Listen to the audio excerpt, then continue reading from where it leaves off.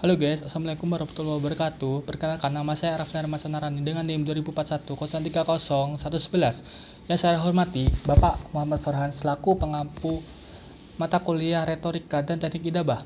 Sebagai salah satu syarat menyelesaikan tugas ujian akhir semester, saya akan membawakan pidato yang bertemakan tentang pelecehan seksual. Baik, dari sini saya akan menjelaskan 9 dari 10 perempuan di Indonesia pernah mengalami pelecehan seksual di ruang publik. Sementara mitos itu berkata pelecehan seksual hanya terjadi pada perempuan yang sedang sendiri di malam hari di tempat yang sepi dan berbusana minim. Siapa bilang data memang menunjukkan bahwa tindakan pelecehan seksual masih mencatat perempuan, tapi coba dengan lokasi yang paling banyak menjadi yaitu di ruang publik. Latar terjadinya pelecehan seksual ini adalah jalan umum, transportasi umum, sekolah, lalu kampus. Semuanya adalah ruang publik dan ternyata kasus pelecehan seksual tertinggi bukan di malam hari, justru di siang hari. Ya, yang kita ketahui selama ini siang hari tampak gelap, memberi kesempatan untuk sembunyi. Ditambah lagi jenis pakaian korban yang secara statistik bukanlah faktor yang signifikan. Jadi sudah sajalah pergi. Jangan tentang pelecehan seksual yang berangkat dari menakar ketelanjangan dan menghakimi sang korban. Faktanya, siapapun yang bisa menjadi korban pelecehan. Kita tidak hanya berbicara soal sentuhan, tetapi juga apa yang sudah disebutkan selama ini catcalling, calling stalking, yaitu dapat diartikan dengan melakukan paksaan kencan, pertanyaan yang terlalu pribadi atau sederet lainnya, juga pelecehan melalui dunia maya, komentar-komentar yang tidak sepatutnya, dan teman-teman pelecehan seksual di ruang publik ini bukan sebatas berapa angka korban, tapi juga sebagai salah satu sandungan sepak terjang perempuan. Baik, saran saya selaku lelaki, perempuan itu harus terbatasi ruang geraknya, dicuutkan nyalinya, dipasung ekspresinya, dibuat bertanya-tanya, apakah diri seseorang perempuan ini berharga? Ini semua terjadi di ruang publik, di mana seharusnya kita merasa terlindungi karena tertolong kata publik di sana.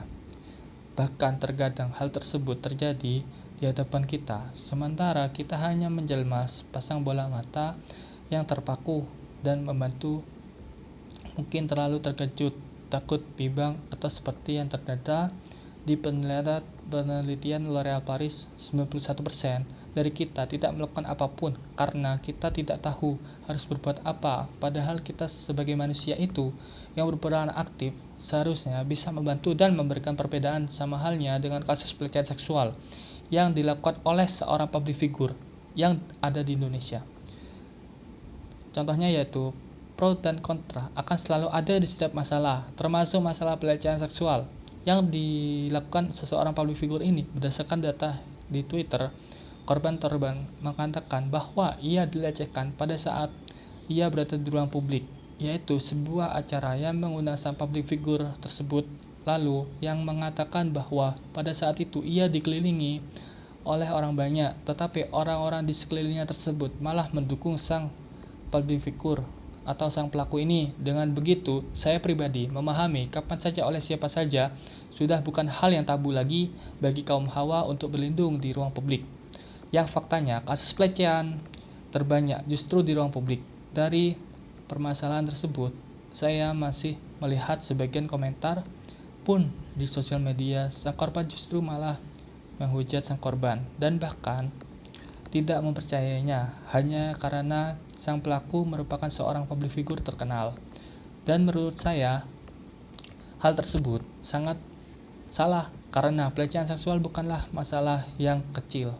Kita seharusnya sebagai sesama manusia yang dimana tidak memandang gender, terutama sebagai perempuan di luar sana, justru saling mendukung karena tidak mudah bagi sang korban untuk speak up kepada publik mengenai hal-hal yang sangat cantik, sensitif, dan bertambah besar. Dan sekarang pertanyaannya adalah, apa yang sungguh bisa kita lakukan? Salah satu metode itu adalah 5D. Baik, saya di sini akan menjelaskan apa itu 5D.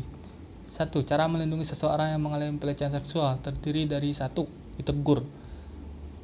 Kalau ditegur tidak bisa lagi, dialihkan, dilaporkan, ditenangkan, dan direkam. Baik, sekian pidato dari saya. Kurang lebihnya mohon maaf. Wassalamualaikum warahmatullahi wabarakatuh. Semangat menjunjung tinggi kemanusiaan dan semangat menjunjung tinggi kemanusiaan. Tinggi Perempuan Indonesia.